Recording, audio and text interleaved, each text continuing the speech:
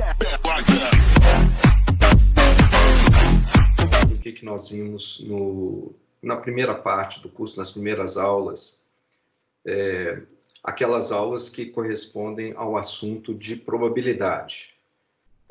Existe uma parte inicial de desenhos experimentais e desenhos observacionais que eu não vou comentar. Essa recapitulação aqui, evidentemente, ela em 10 minutos, ela não substitui o material muito mais extenso dos slides originais, e você deve ler também o livro-texto da minha autoria e outros materiais disponíveis no site. Probabilidade é um modelo matemático para lidar com fenômenos aleatórios não determinísticos. O espaço de probabilidade é formado por um trio composto de 3 elementos. O primeiro é o conjunto de resultados possíveis, outcomes. O segundo é uma coleção de subconjuntos de ômega aos quais nós podemos atribuir probabilidades.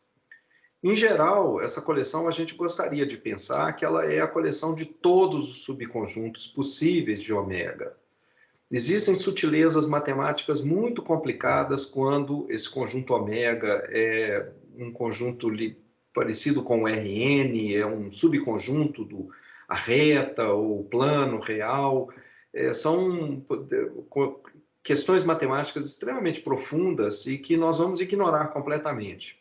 Então, em geral, essa coleção não é a coleção de todos os subconjuntos, mas, para todos os efeitos práticos, todo e qualquer subconjunto que você conseguir conceber, expressar matematicamente, ou conceitualmente, ou de maneira algorítmica, com certeza esse conjunto estará dentro dessa coleção A. Então, na prática, essa coleção A, ela inclui praticamente qualquer coisa que você possa pensar. De maneira que daqui para frente eu vou ignorar essa sutileza e, para mim, todo e qualquer conjunto, subconjunto de ômega, aqui todo e qualquer subconjunto B do conjunto de resultados possíveis, ele será um conjunto para o qual a gente pode calcular uma probabilidade dele ocorrer e a gente chama esse evento, esse subconjunto de evento, um subconjunto do ômega. Um elemento do conjunto ômega, ele é chamado de resultado ou outcome, só para diferenciar de um conjunto de resultados que seria o evento. Depois desses 2 elementos, a gente precisa de um terceiro, que é a função P, a função de probabilidade. Ela avalia o valor da probabilidade de todo e qualquer evento, de todo e qualquer subconjunto de ômega. É um número que vai estar entre 0 e 1. E essa função ela não pode ser qualquer coisa. Ela tem que satisfazer os axiomas de Kolmogorov para você ter a tranquilidade, a garantia de que não vai encontrar resultados inconsistentes à medida que você estiver fazendo os seus cálculos de probabilidade. Os axiomas são extremamente simples. O primeiro deles pede que todo e qualquer número, toda e qualquer probabilidade, para qualquer B que seja um subconjunto do ômega, a probabilidade desse B é um número maior ou igual a 0. Além disso, quando você pegar o conjunto completo, todo o conjunto de todos os resultados possíveis, a chance de a chance desse associada com esse conjunto é 1. Portanto, todo número P de B está entre 0 e 1.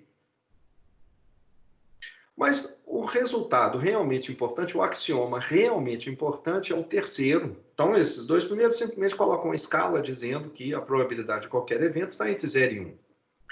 O terceiro é o axioma realmente importante. Ele diz o seguinte, que essa função de probabilidade, se você pegar uma coleção de eventos disjuntos, uma coleção enumerável de conjuntos disjuntos, a probabilidade da união desses eventos disjuntos é a soma das probabilidades. Em particular, se tiver só 2 eventos, e não uma coleção muito grande, mas só 2, A e B, se eles forem disjuntos, a probabilidade de A união B é P de A mais P de B. Então, os exemplos, muito simples, vamos pensar no exemplo mais simples do mundo, lançar um dado. Então, o conjunto de resultados possíveis são 6, as 6 faces possíveis. A é o conjunto de todos os subconjuntos desse conjunto omegão. Então, é o conjunto formado pelo conjunto vazio, pelo conjunto formado apenas pelo resultado 1, O conjunto formado apenas pelo resultado 2, etc., até o conjunto formado pelo resultado 6. Depois o conjunto formado pelos resultados 1 e 2, etc., pelos pares de resultados possíveis, depois as triplas, até finalmente o conjunto formado por todos os resultados possíveis. Esse conjunto aqui é um subconjunto do ômega 1. E qual que é a função de probabilidade? A gente, em princípio, deveria ser capaz de colocar uma probabilidade para todo e qualquer conjunto dessa coleção que está aqui. Mas a gente faz isso de um jeito extremamente simples nesse caso. Em vez de atribuir probabilidade a cada subconjunto, o que nós fazemos é atribuir as probabilidades apenas aos elementos de ômega 1, aos 6 elementos de ômega 1. Então, atribuir uma probabilidade ao resultado 1, ao resultado 2, ao resultado 6. Por exemplo, se o dado é muito bem balanceado, a gente pode dizer que a probabilidade do K é um dos números, 1, 2, 3 até 6, é simplesmente 1/6. E a gente diz, nesse caso, que os resultados são equiprováveis. Tem a mesma probabilidade. Igual, provável, probabilidade. Depois disso, daí a gente conclui que a probabilidade de qualquer subconjunto B, ela é obtida simplesmente. O segundo caso é aquele em que o conjunto ômega é um conjunto infinito, mas pode ser enumerado. A gente pode colocar numa sequência ordenada, primeiro, segundo, terceiro resultado, quarto, quinto. Por exemplo, observar o número de seguidores no Twitter de um usuário escolhido ao acaso e que possui pelo menos um seguidor. De maneira que os resultados possíveis, como ele tem pelo menos um seguidor, vai ser 1 seguidor, 2 seguidores, 3 seguidores, 4, 5, sem um limite óbvio para ser o máximo, e, portanto, o ômega é o conjunto dos números naturais, um conjunto infinito, mas enumerável. O A é o conjunto de todos os subconjuntos de ômega. O ponto é como é que a gente atribui probabilidades a todos esses subconjuntos de ômega. Eu quero calcular, por exemplo, a probabilidade que o número de seguidores seja menor do que 10. Então, é o subconjunto formado pelos números 1, 2, 3, 4, 5, 6, 7, 8 e 9. Bem, essa probabilidade a gente atribui exatamente como nós fizemos no caso do ômega finito. É muito simples. O que a gente tem que fazer é atribuir probabilidades a cada um dos elementos de ômega, a cada um dos infinitos elementos de ômega. A gente só precisa ter cuidado para que essa atribuição sejam probabilidades maiores ou iguais a 0, e a soma de todos esses infinitos números deve ser 1. A soma dos infinitos P de K deve ser igual a 1, exatamente 1. Isso é um cálculo matemático que envolve séries matemáticas. Por exemplo, no nosso caso do K ser os números naturais, se a gente fizer essa atribuição, onde a probabilidade de você ter K seguidores, ela vai decaindo com o inverso com 1 sobre K ao quadrado, então cai um pouco mais rápido do que 1 sobre K, do que o polinômio 1 sobre K, cai como um polinômio K ao quadrado. Isso é chamado de uma função Power Law, é bastante conhecida, é um exemplo dessas distribuições Power Law. Por causa desses 6 sobre π ao quadrado aqui, é garantido que essa soma, se você somar sobre todos os Ks, isso vai dar exatamente 1. E como antes, se você quiser um subconjunto qualquer do ômega, a probabilidade desse subconjunto é simplesmente somar os P's para todos os Ks que estão dentro desse conjunto Bzão. Qualquer atribuição ela é válida, desde que esse P de K seja maior ou igual a 0 e some 1. Eu dei apenas um exemplo aqui anteriormente. Mas veja, por exemplo, que algumas coisas começam a acontecer. Resultados equiprováveis, se o ômegão é infinito, já não são mais possíveis. Já não é mais possível, porque se você tem infinitos resultados possíveis, a probabilidade deveria somar essas probabilidades. Se elas são todas iguais e positivas, essa soma explodiria. Mesmo que seja um valor extremamente pequeno, você está somando um número infinito de valores positivos, mesmo que muito pequenos, essa soma vai ser infinito. Então, a gente conclui que, por um ômega que seja infinito, necessariamente esse P de K precisa decrescer para zero depois de um certo K. Mas o último caso de interesse é aquele em que sigma é infinito, mas não enumerável. Isso é, o conjunto ômega, ele é formado por tantos números que não é possível a gente ordenar esses números e colocá-los numa sequência indexada pelos números naturais. O primeiro resultado, o segundo resultado, o terceiro resultado, etc. Exemplos desse tipo acontecem quando o resultado é um número real no intervalo 0, 1, ou então um número real na reta semipositiva. Geralmente incorporam a ideia de intervalos ou conjuntos no RN.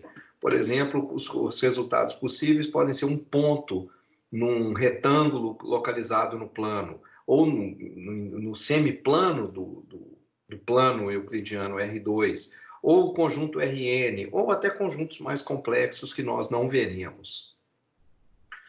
Como é que a gente define a distribuição de probabilidade associada com esse conjunto omegão?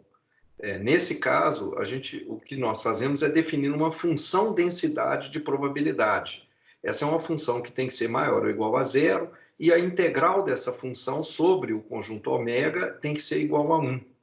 Além disso, o ponto principal é que a probabilidade de um evento B qualquer, um subconjunto do ômega, é a integral dessa função f de x positiva, função maior ou igual a zero, para x dentro desse conjunto B.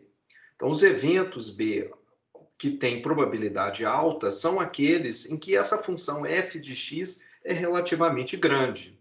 Por exemplo, nesse desenho em que o ômega é um intervalo de 0 até 1, a gente mede um ângulo no intervalo 0 π, divide por π, e o resultado é um número entre 0 e 1. Esse é um ângulo polar, num exemplo, num problema de física. E aí os ângulos mais comuns nesse experimento físico são aqueles que estão localizados aqui, entre essas duas faixas, ou então nessa outra região, porque a densidade, a integral dessa função f de x nesses dois pedaços é a região onde essa integral é mais alta. Regiões, mesmo segmento, mesmo comprimento aqui de 0,1, por exemplo, o intervalo de tamanho 0,1, a área é de tamanho moderado aqui nessa região e de tamanho pequeno nessa outra região. Então, o que significa, por exemplo, essa região? São ângulos tetas próximos de π. Ângulos um pouco menores do que π, de maneira que essa razão fica próxima de 1, mas menor que 1, são esses ângulos. Então, ângulos muito próximos de π ou ângulos muito próximos de zero têm uma probabilidade pequena de ocorrer nesse exemplo físico. Essa outra situação aqui é aquela em que o resultado do experimento é um par XY do plano, na verdade, do retângulo que vai de menos 5 até 5, cruzado com o intervalo de 0 até 1. Então, essa região do plano é uma região onde dificilmente pontos dessa região são selecionados por essa densidade de probabilidade. A mesma coisa que esse mecanismo aleatório dificilmente tira pontos dessa região do plano, porque a função densidade nessa região ela tem um volume, a integral dela nessa região é próxima de zero. A região onde os pontos que vão aparecer com maior frequência são conjuntos B formados, em geral, por essa linha que está aqui bem no centro, a linha que tem essa coordenada 0, ela percorrendo aqui até o outro lado, porque nessa região a função f ela tem um valor relativamente alto dentro dessa região. Bom, o próximo ponto que nós vamos estudar é a probabilidade condicional. Isso já faz parte do novo material, a nossa já é no novo esquema de isolamento social e com o ensino remoto. Então, até daqui a pouco, até o próximo vídeo, onde nós vamos